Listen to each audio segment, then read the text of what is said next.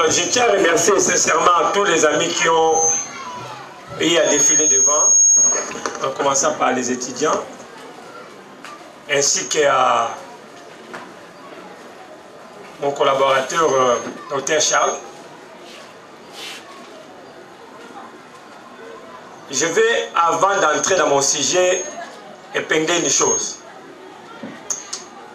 Quand nous avons commencé ce travail, ceux qui nous ont suivis au début, il y a 4 ans, bientôt 5 ans, 4 ans déjà, c'était en 2014, quand j'ai parlé que les aliments peuvent guérir, soigner les insuffisances rénales,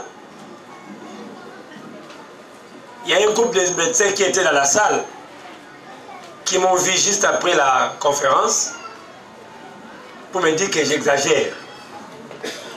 Cela est impossible. Comment redonner encore la vie à des cellules qui sont mortes parce que, et c'est Koufi, et ça n'est pas possible, cellules sont normales pour nous, comment parce que Mindele va quitter ma bundani. On va créer dialyse parce que les alliés filtrage artificiel pour éliminer les déchets dans l'auto, insuffisance rénale chronique, en tout cas, tondimioté. J'ai dit donnez-moi le temps, donnez-moi des cas, on va expérimenter. Et nous avons réussi une maman qui venait fraîchement de dialyse, ceux qui étaient ici dans les conférences passées l'ont vu, témoigner comment elle était dans l'insuffisance rénale chronique, désespérée, on attendait sa mort, mais sa mort a été reportée de 20 ans, pendant que c'était déjà prévu dans quelques jours. Cela ne veut pas dire que si hier les recherches étaient limitées et qu'aujourd'hui nous allons continuer à parler le même langage de 2015. Non. Et moi j'ai toujours dit, même mes étudiants le savent, chaque promotion il y a des nouveautés. Moi je crois qu'aujourd'hui même, aujourd'hui, heureusement que je ne travaille pas aujourd'hui, j'ai fait l'exposé, mais demain, je vais encore découvrir une autre solution. Il va encore continuer. Nous sommes ceux qui n'ont pas la solution. Et j'étais en train de trouver ça un péché. On n'a pas espéré. Son fils qui avait introduit de la place beaucoup d'intelligence plus que nous autres.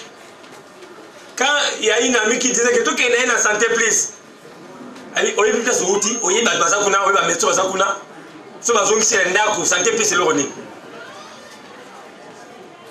Il y a un principe que j'ai toujours défendu. Celui qui a créé les corps de l'homme les connaît mieux que celui qui l'a étudié. Mouta sans doute mouta yo madame koleka mouta yekoli yango. Mouta yekoli mouta mouto asala yango te. Nde a créé ba comprimé, a créé ba tonga, a créé ba lipaso. Et mouta sans doute mouto asala ka biloko a tchaki pona mouto. Oza ko servir mouto za la malamu. Tant on a masali ba nzete ba biloko zabi ke prenez ça comme nourriture. Ça dit tout. Nourriture, ça dit tout. Le terme nourriture veut dire fournir à l'organisme ce dont il a besoin pour fonctionner. C'est-à-dire, vous êtes en mangeant, vous fournissez à votre organisme ce qu'il a besoin pour fonctionner.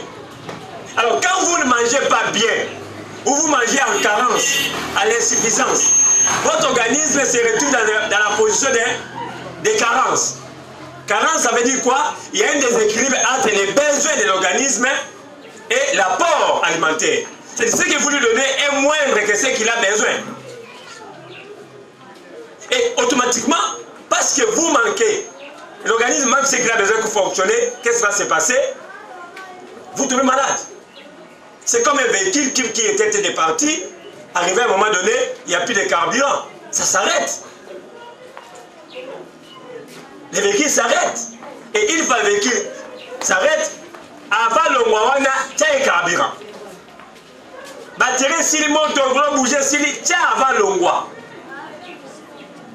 Là au moins nous respectons. Mais les corps, oh les alliés, on n'a pas de santé, hein. Au tir moussou nandaku, moussou les alliés, ceux qui bébé ont remplacé. Non, tu n'as que ça.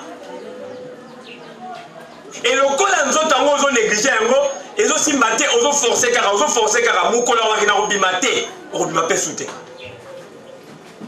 Parce que c'est comme là ils ont forcé qui t'a dit non, n'a encore souté. Au cours sauté maté, parce que nous autres avons boyi. Et ce mot 50 peut que tu vas la bintec. Parce que trop c'est trop. Et ne quoi n'a pas maman belé.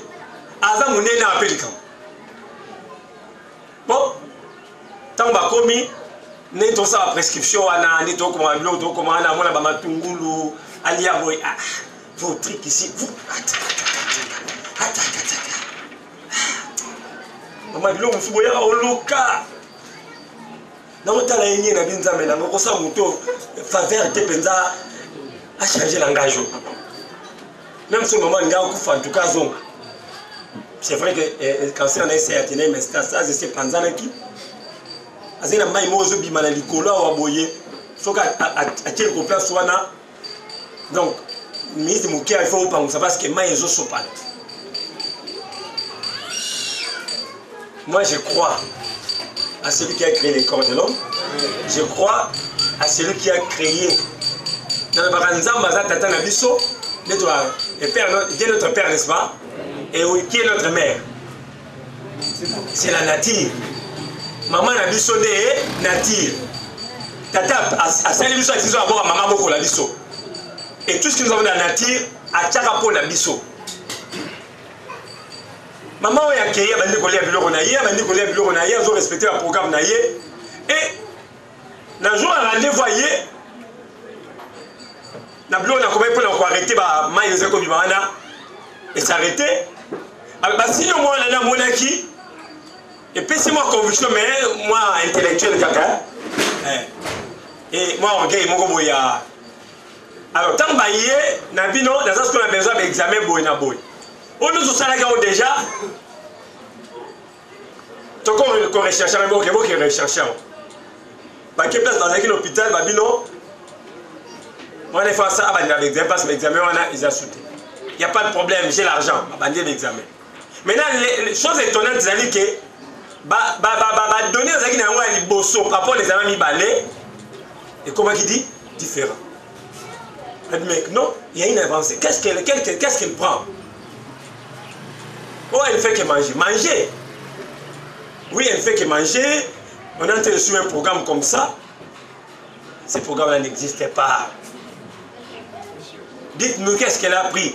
Non, on a dit qu'elle a besoin d'Azolia. Tant que je commence à trouver ça sérieux hein? Et puis intéressant. Hein? Et mon collègue, il a mais celui-là va venir. Oui, docteur, entre nous, est-ce que tu peux aussi résoudre mon problème de poids ici?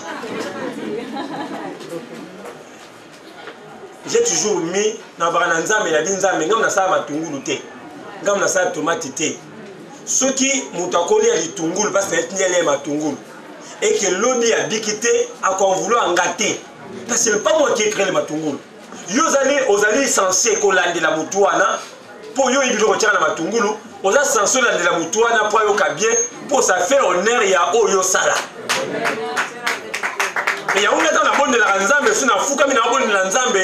Moutayo Kangabona qui a bonne de la Lingala. Il y a Koyeba Nazama Yelete, puis dans le terrain de Matungulu, dans le terrain de Kovi. Azo comprendre que les moutons ont commis sans Nzambe, Nzambe mais c'est pour ça le Tungulu. Qu'est-ce qu'il a? Moi je sais ce que j'ai dit na Simanango. Nzambe merci pour ça la graine à païpaï. Qu'est-ce que ça a à voir avec Nzambe? Oui, ça des choses secrètes au yébité. Et on a comme c'est ma graine wana, il y a des solutions miraculeuses. On me dit qu'on raté en zone la graine wana. Fini que boire kabilo mufuko boire rasuma bilo wala te. Soko c'est le mot. Tu n'as pas boire à l'habitude boire à monter, ça là. Hein? Soza nanda kuna bilo so milo mo ndo boire. Te ko boire te landela nyonso. Maman bien aboyer.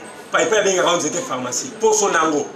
ka os nango wana eswanyaka makasa nango eswanyaka misisa nango eswanyaka sève nango eswanyaka patio ya jaune wana eswanyaka ba graine nango eswanyaka nyonso eswanyaka na paipai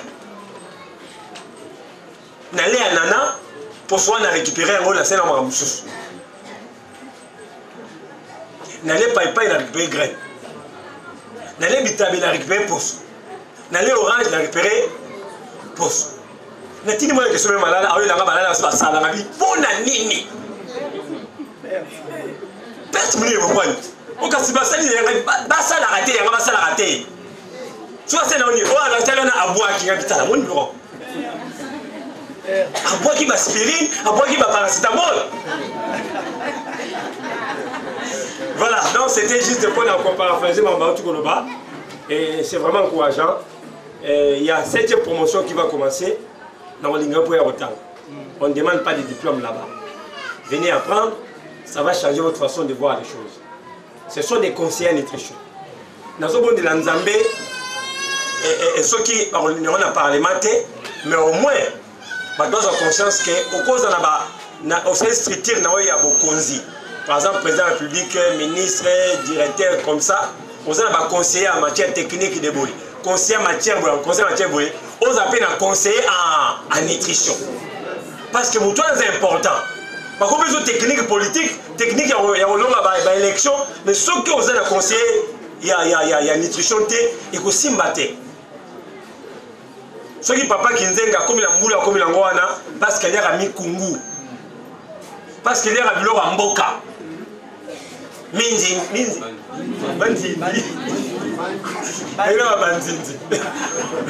Voilà, toutes ces choses là et ça là que moule comme à ebélé. Mon Seigneur moqué avant que fatune, qu'est-ce que tu manges? Et donc quel est ton secret pour être en bonne santé ou comment tu vas en boulot? Avec je mange l'épinard. Ça dit tout. Ça dit tout. Donc il faut manger des choses en français. Shawarma, frites, complexe. Lia wangila, lia mbika, lia mayebo, lia mikungu, misili. Lia yango parce qu'il y a des autres nayo. Ba shawarma wana eza otia so ba graisse saturée pamba et ça n'a rien de bénéfique pour la santé la biso. Nanya kinga. Bon. Alors, dans le livre on a ça qui les aliments qui guérissent, na meki ko réviser yango, na bakisi ba former. So na beli paipai na tire ba former le père paipai. Voilà. Na leki. So yendo lo ba atati lobi. Pour essayer belé ko ba ma santé. Suni na mo no le pianga kanda. Oui que Babylone on est Baksarambula et Pexaka vieillissement prématuré. Il y a des recettes comme ça suki pembe ezala souté. Ezongisa yo suki mwindu. Par rapport ya suki et comme ebele ya milai. Balibandi ya basesi là. Koti mais ça qui visite sauter aux hommes mais elimo et côté. Même si tu fais opération munene wana libumu wana. Na kosala ezonga. Na biloko ya kolia. Et bikolezo ya na kosala parce que l'homme est frappé par ce que Bible dit que Nzambe amona na kati mais l'homme voit ce qui frappe l'œil. Alors Nzambe fait la bongisa poke et ça va frapper penza misu. Et tant amona ki yango non c'est mes bêta qui misu et surtout quand il a tenu à Ève. Eh aïe.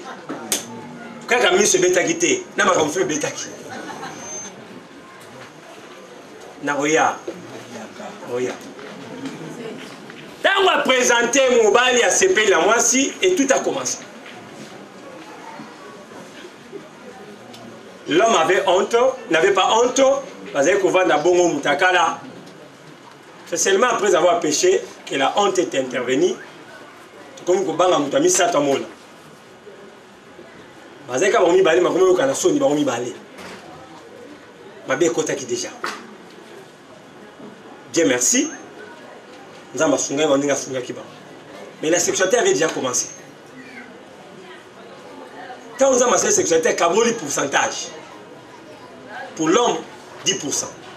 Pour la femme, 90%. C'est-à-dire quoi? L'homme, pour jouir, n'a besoin que de 10%. Une petite part à jouir. Mais la femme, pour jouir, les osseaux et belé. En principe, je dis bien en principe, le sexe a été créé pour l'avantage de la femme. Le sexe a été créé pour la femme. L'égoïste qu'il est à s'accaparer dans le point de la nuance. L'homme a récupéré la sexualité, c'est comme s'il avait aillé. Et récupérer la sexualité, a joué en commission en s'imposant maintenant. A commis Kowe la yango, azoka part na ye personne ni atika. C'est pourquoi l'homme ne prend pas le temps pour préparer moi si. L'homme ne prend pas le temps à découvrir moi si. L'homme vient comme ça, il entre comme ça. Et après avoir éjaculé, il sort. Il laisse sa femme comme ça dormir. Il s'en fout. Il y a une dame qui me disait que mon homme ne me prend que la nuit quand je dors. Non, car je compte. Mais car bon gamin. Ah, papa. Et ça a beau été. Ma pour parler moi si. Nini, n'a pas annoncé un exercice ou un annoncé mbakayo. Eh. Wabitawan. Moussa mne me pona. Voilà comment l'homme a amené les choses. Et la partie maintenant, il y a le procès Nangamnaï à CPD à Kitiatik. Or, c'est la femme qui est censée être bénéficiaire. Il faut me balayer à Bongissa moi si. À préparer moi si. Comme en place soit là. Mais quand vous avez belé, c'est pour que permettre moi si à retrouver sexualité. Alors, tout est parti parce que l'homme ignore ce qu'est la femme. Alors, ce livre n'a pas nous expliquer ce qu'est la psychologie de la femme. Donc, quand ça moi, ça zali, 7e bête après la grenouille. Donc, ça moi, ça zali, comment dirais-je? Azali, à côté de Mbokate. Moi, si ça revient à non. C'est nous qui avons mal utilisé la femme. C'est nous qui avons mal utilisé la femme. Nous avons mené à Salaki Mouassi, à Salakaye, dans nos langues que Bisoto Zala, pour bénéficier de Mouassi Oyo, dans nos langues de Malam. On peut expliquer tant à Salaki. Azaki aide, Azaki corvette, Azaki chargité. Mais c'est nous qui avons mal utilisé la femme. Nous peut s'en ça. Comprimer cause à la bien pour l'envie qui servent. C'est là où ma bé. Et bon, mio. Mbele salama pona. Kokata misuni. Kokata soso. Mais soso salama bé. Kokata be moussa. C'est-à-dire la manière dont tu utilises ton outil. Et cause à la malade ou ton mabé. Et dépend d'un denyozo kenango. Et beaucoup d'hommes aujourd'hui ont mal utilisé la femme. La femme ne fait que les reflets des miroirs. La femme ne reflète que ce que vous lui avez sémé. Quand tu donnes de l'amour, la femme te donne la soumission automatiquement. Les premiers signes qui montrent que la femme vous aime, elle vous soumet. Elle se soumet à vous. Elle se soumet à vous. C'est les premiers signes. Son gars que moi, ça, l'ingarayo. Et ça, la soumission. Azali prêt à ressasser la 20 tours. Et tout ce que la femme fait dans son ménage, elle le fait au nom de l'amour. À l'amour qui n'a tongo, à bandi kokomba, à chema ina douche, à chema maya moto, à kena cuisine, à l'équipe ya sukoli basani, à sukoli lamba kena wenze, à zongi, à sani. So pesi mbaye msana kokokangote. Mais la femme le fait.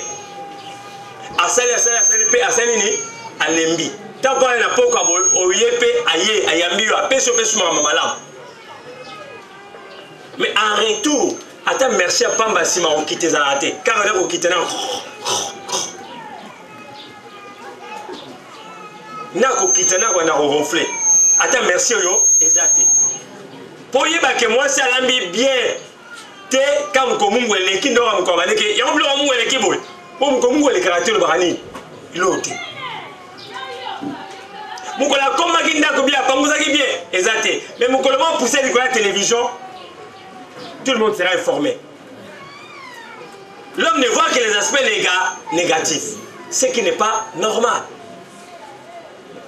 Alors, ce qui te dit moi si, et qu'on permette de faire moi si wana.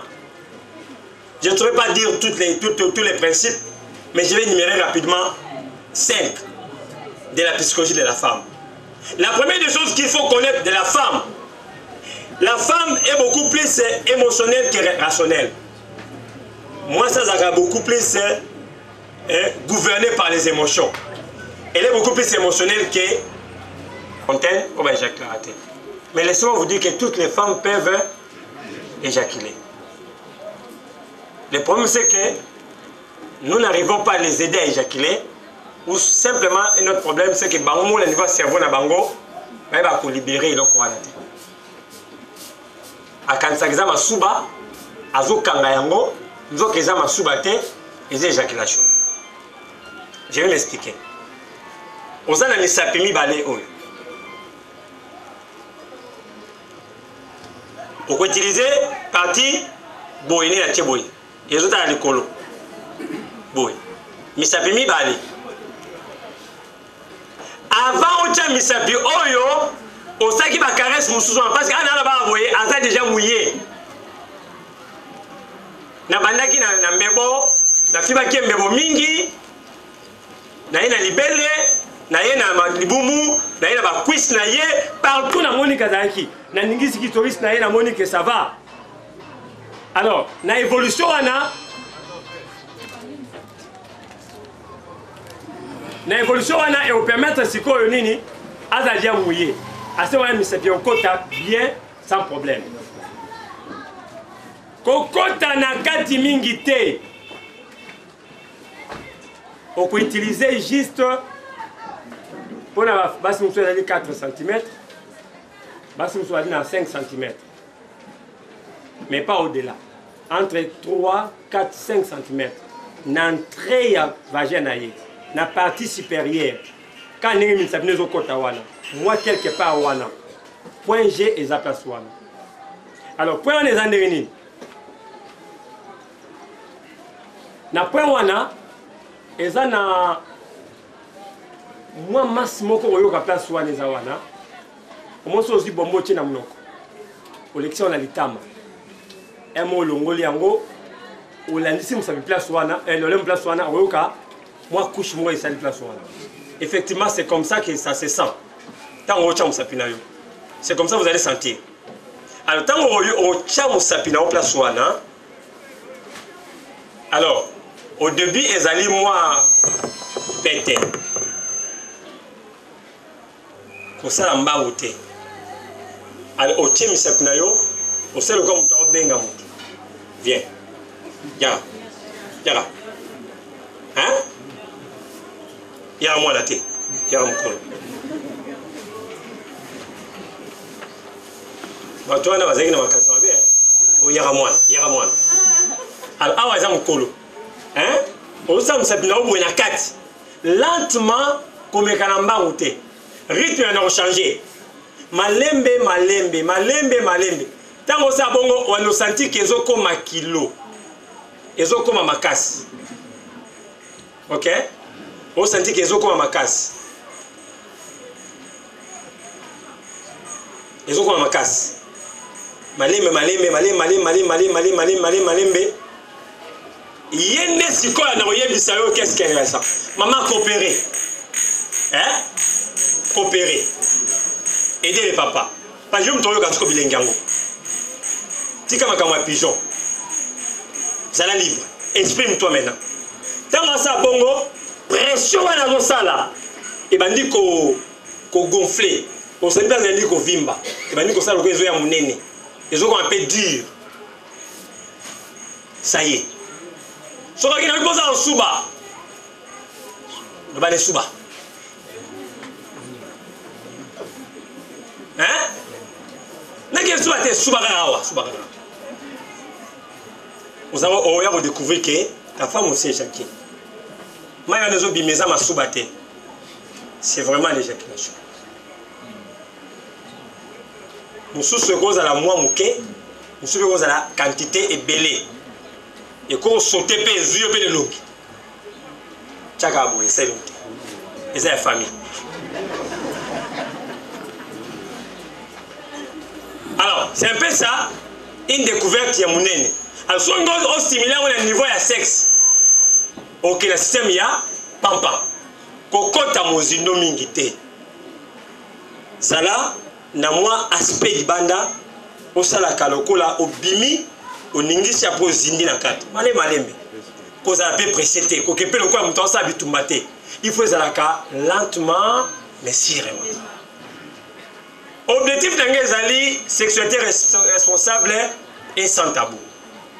Pourquoi? Parce que ceux qui te consolent ma camote, tu as un problème lobby. Bah couple ming a un problème sérieux à cause il y a ignorance pour les liés dans quatre ma campagne. Il y a chité. Na atmosphère il y a caresse. Na sexualité tu as dit na makambo to bengaka préalable. Préalable les makambo to bongisa avant sexualité ça. Ba fuyo za liboso na ngawa eza par hasard. Tomate za te hein.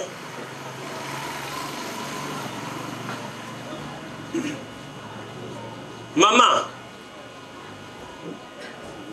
Elle a aidé na préalable.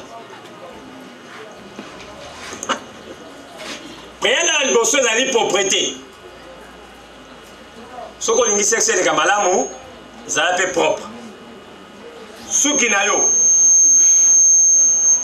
Suki ni commandé solo wa a. Papa so atika solo kuna planto karaka na mwani. Na juin. Ils ont joué J. A J, a J. Le plante à J est le salam tunde.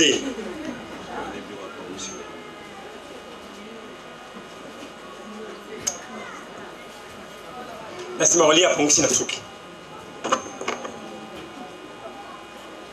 Suki na yo propreté. Munoko. Hein? Donc on a son PC bizarre qui moi. Au PC 500 ml il y a munoko là.